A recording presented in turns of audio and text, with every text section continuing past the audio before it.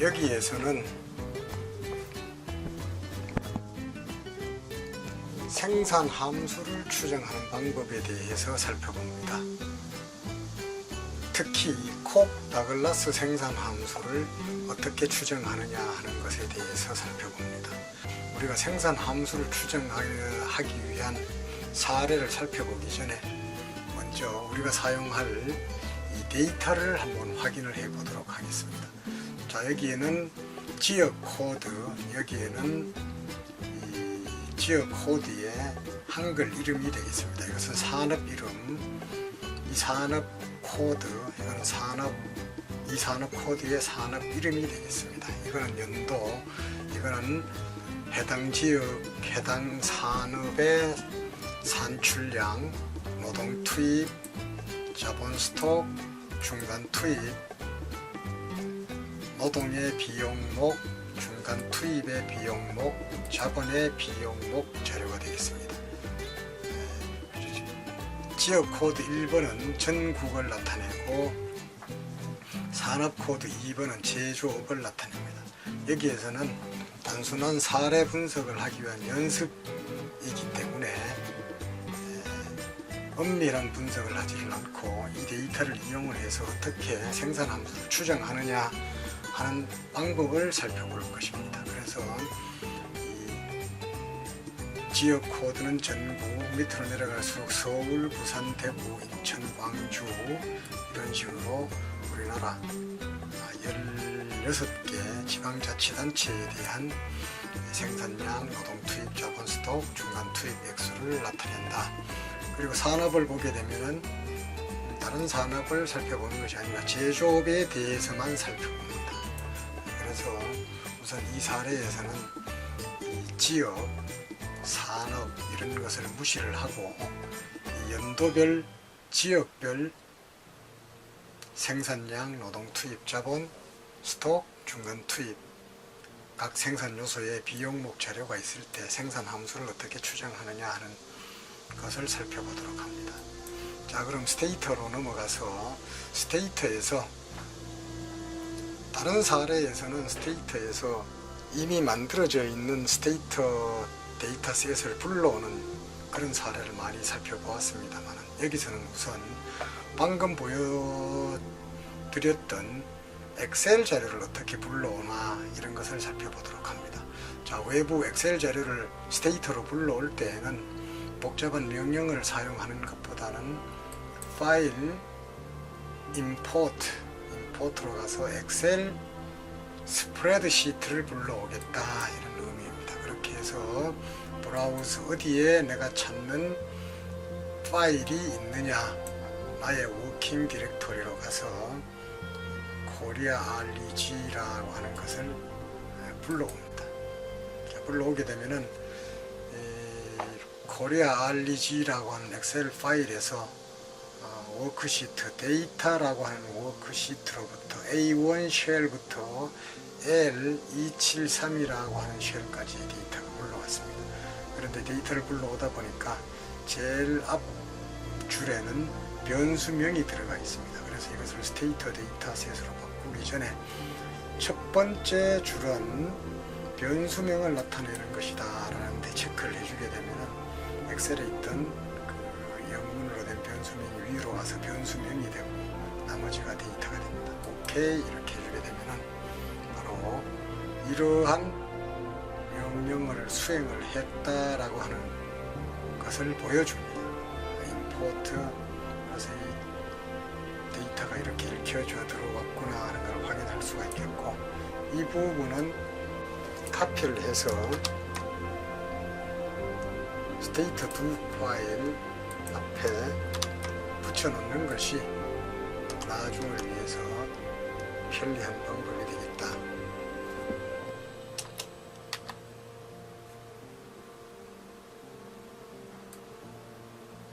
First row, 첫 번째, 이 엑셀 파일에 시트 이름을 데이터로 하고 first row라고 하는 첫 번째 줄은 변수명으로 하라라는 이런 명령어가 되겠습니다. 이것을 일일이 손으로 치는 것이 아니라 풀 다운 메뉴를 이용을 해서 그냥 불러오는 것입니다.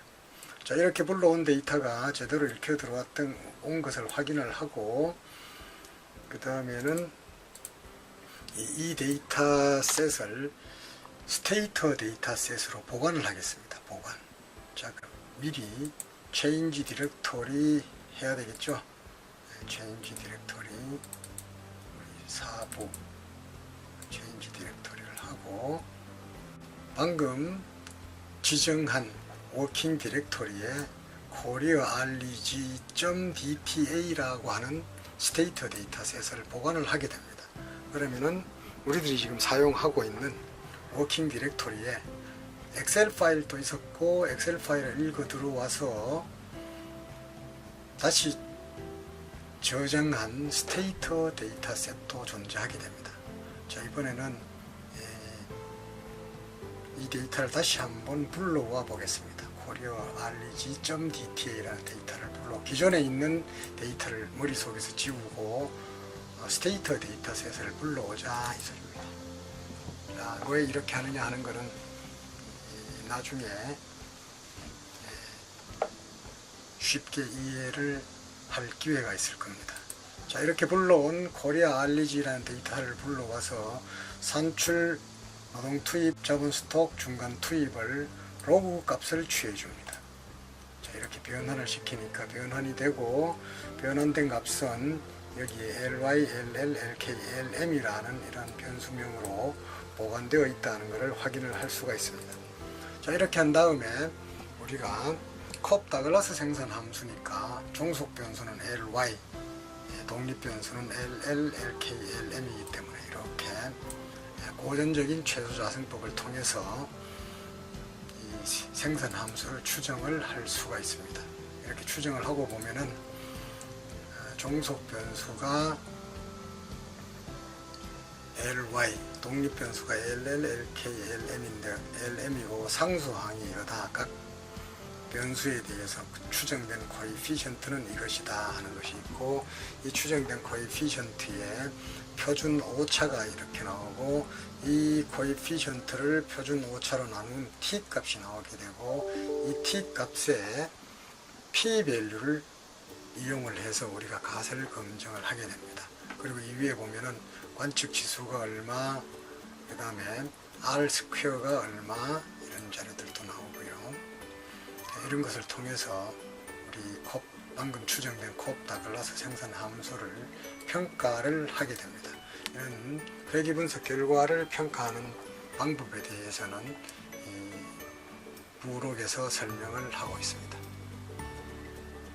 자, 그러면은 이렇게 고전적인 최소 자승법을 통해서 콥 다글라스 생산 함수는 원래 비선형입니다만은 로그 변환을 함으로 인해서 선형으로 변환이 되었고, 선형으로 변환된 콥 다글라스 생산 함수를 고전적인 최소 자승법 OLS를 통해서 추정을 해 보았습니다. 사실 이 OLS가 가장 광범위하게 사용됩니다만은 간혹 비선형 추정 방법을 활용하는 경우가 있습니다. 이 경우는 선형이지만은 비선형 추정법을 활용하는 방법을 이해하기 위해서 ly는 종속 변수 이퀄, 여기서 a라는 것은 상수항의 코에피션트를 나타낸다 이것을 말하고, 괄호 안에 중괄호 안에 알파라는 건 알파라는 코에피션트 파라메터로구나, 이렇게 베타는 역시 파라메터, 추정해야 될 파라메터이구나 이렇게 이해를 하면 됩니다. 감마 역시 마찬가지입니다.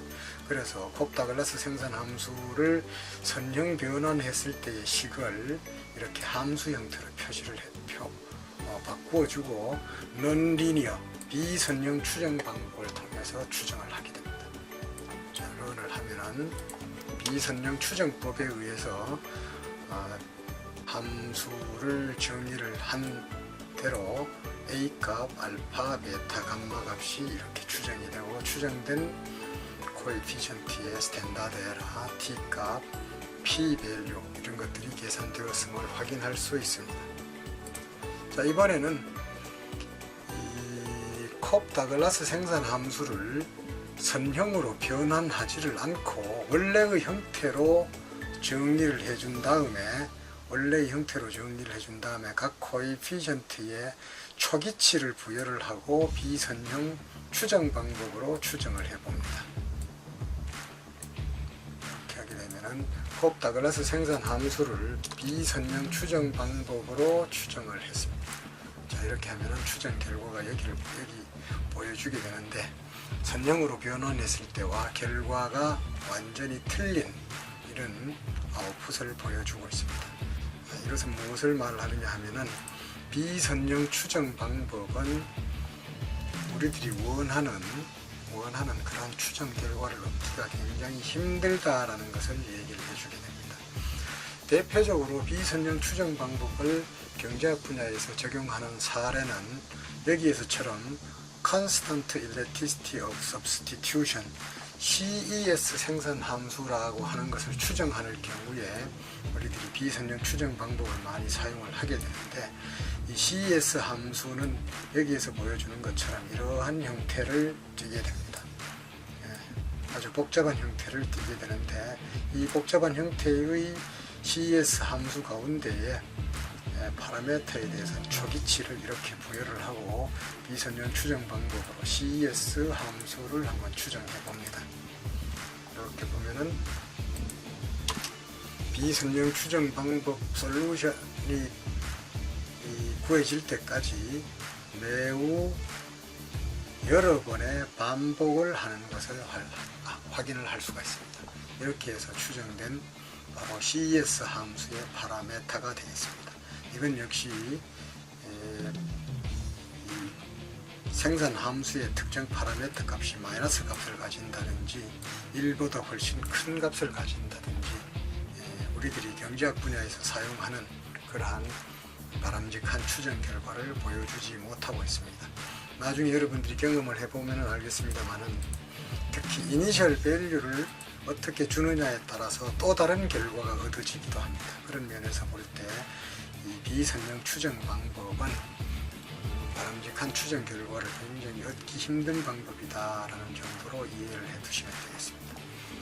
다음에는 조금 전에 우리가 고전적인 최소자승법을 통해서 콥 다글라스 생산 함수를 추정을 했습니다만은, 이번에는 이 콥 다글라스 생산 함수의 그 파라메터 값의 규모에 대한 수학 불변이라는 이러한 가정을 부여하는 경우가 많습니다. 그래서 우리 조금 전에 추정했던 OLS에 의한 콥 다글라스 생산 함수를 다시 한번 추정을 해보고요. 여기에서 우선 이 규모에 대한 수학 불변의 가정이 타당할 것인지를 한번 테스트를 해봅니다. 그래서 이것은 무슨 소리냐면은 로그 L, 로그 K, 로그 M의 코에피션트의 합이 1인지 아닌지를 검증해 달라라는 소리가 되겠습니다. 자, 이것을 런을 해보게 되면은 여기 추정 결과가 있습니다. 추정 결과 이거를 테스트를 해보니까 P 밸류가 0.02가 나왔습니다. 그래서 우리가 1% 유의 수준이라고 하는 엄밀한 잣대를 적용을 할 때에는 이 규모에 대한 수학 불변의 가정이 성립하지 않는다, 이렇게 해석을 할 수가 있겠고, 5%라든지 10% 다소 관대한 유의 수준을 적용을 할 경우에는 바로 여기에 있어서 수학 불변의 가정이 맞다, 이렇게 우리가 판단을 내릴 수가 있습니다. 자, 그렇다면은 우리가 생산성 경제학에서 설명한 대로 수학 불변의 가정이 맞다고 전제를 했을 때에는, 그러면은 제약 조건을 부과를 하자. 애초에 추정하기 전에 규모에 대한 수학 불변을 가정을 하자. 이렇게 했을 경우는 콥 다글라스 생산 함수가 생산 함수에 사용되는 변수가 중간 투입에 대해서 나눠준 것에 대한 로그 변수 값으로 이렇게 정리를 하고 이를 다시 추정해주는 이런 과정을 거치게 됩니다. 그래서 독립 변수가 하나가 줄어들게 됩니다. 자, 이렇게 해서 추정을 하고, 추정 결과는 보다시피 0.07, 0.04 이렇게 나왔습니다. 0.076, 0.04 이렇게 나왔고, 코에피션트가 이렇게 나왔다.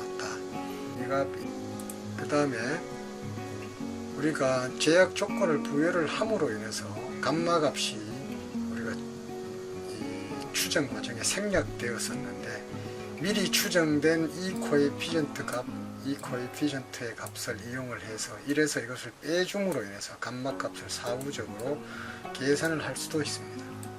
이렇게 하니까 감마값은 이미 추정된 이 값을 통해서 감마값이 계산이 되었고, 계산된 감마값은 보여달라, 스케일러 값으로 되어 있는 값을 보여달라라고 이렇게 명령어를 내리게 되면 감마값은 0.096이다 라는 것을 이 아웃풋에서 할 수가 있습니다.